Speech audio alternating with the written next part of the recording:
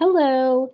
If you are a new agent and you're trying to figure out where to find tax information or a legal description for a listing or a buyer's contract, then I'm going to show you a few ways that you can find that information. We're going to be utilizing our county's appraisal district website, also software tools from our MLS like CRS and RPR. And I'll show you how to locate the tax ID numbers for these properties and also how to find legal descriptions and possibly FEMA flood zone information as well. So let's dive into it. So some ways that you can go ahead and find this information. I always suggest going through your county's appraisal district. Every single county has an appraisal district website. If you don't know how to get to the website, just go into Google, type in your county's name, and your county's appraisal district will pop up. Let's hope. So I am in Cameron County, and this is the Cameron County Appraisal District website. And what I'm going to do is I'm going to go into property search, and I'm going to input the address of the information that I'm trying to look for. So I'm just going to use an address that I know is currently for sale. There's no rhyme or reason behind this address. This is just for informational purposes only. So I'm going to type in this address here. And because it's in Cameron County, it already knows that I'm talking about the one in Harlingen. So I'm going to click on this property ID.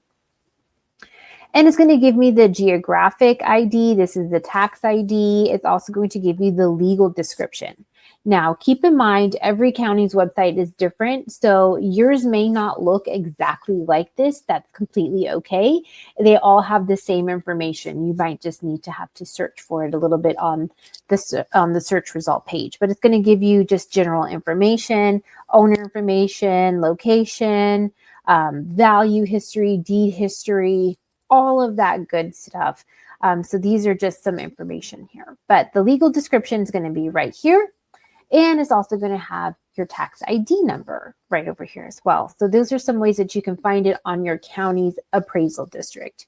Now, if you have an MLS that provides software like CRS or RPR, this is how you're going to do that. So I am part of the Greater McAllen Association of Realtors. And when I log into it, this is my dashboard. This MLS it offers RPR, however, not CRS data. So some MLSs will offer RPR or CRS. Some may offer both. Some may offer none. So if your MLS does not offer CRS or RPR, go into your county appraisal district website. I always suggest doing that anyways. But if your MLS does offer something like RPR, in this case, like my GMAR account does, this is how you would go ahead and look into it. I love RPR because it gives you a lot of information about the different properties and surrounding properties. So it'll help you create CMAs and market trends and all that good stuff.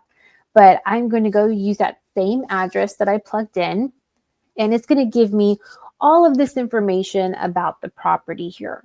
So we'll just go ahead, for the sake of this video, we're going to look for the legal description and all of that good stuff. So we're going to scroll down until we get to legal description. And here it has parcel number. This is your tax number as well. So this is the tax information. If you are listing a property, you'll need this information.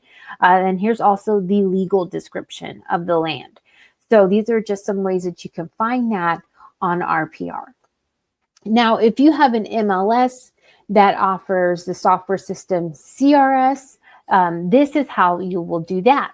So the Rio Grande Valley MLS offers CRS.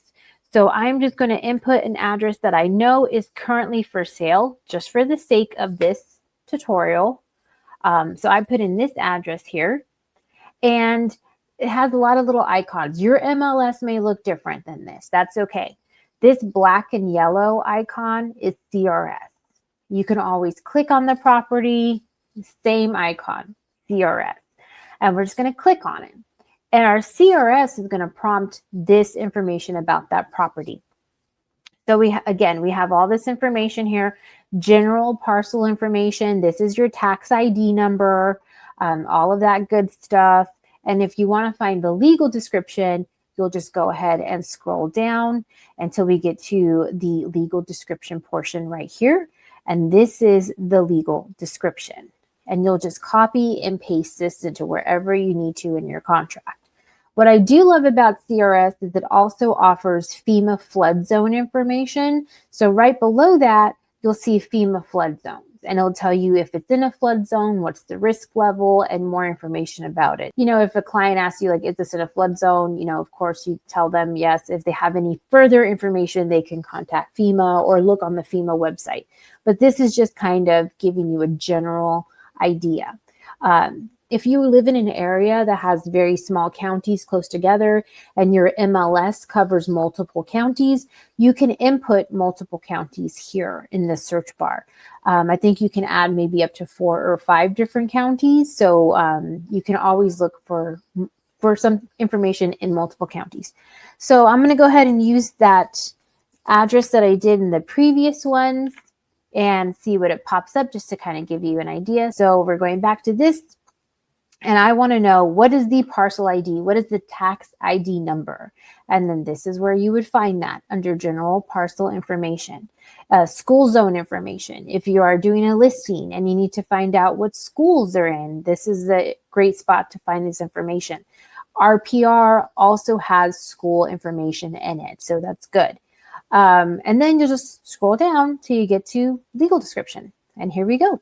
Bam, legal description right here. Right underneath it, a FEMA flood zone. It's not in a flood zone, minimal flood zone.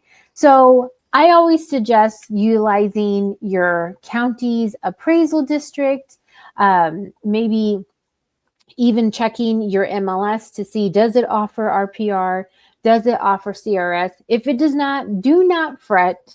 Always just go to your county's appraisal district website, and they have all the information you need on your county's appraisal district, and that's going to be super helpful to you. So if you have any questions, if you found this helpful, let me know, and go ahead and comment or reach out anytime, and I hope this was helpful to you.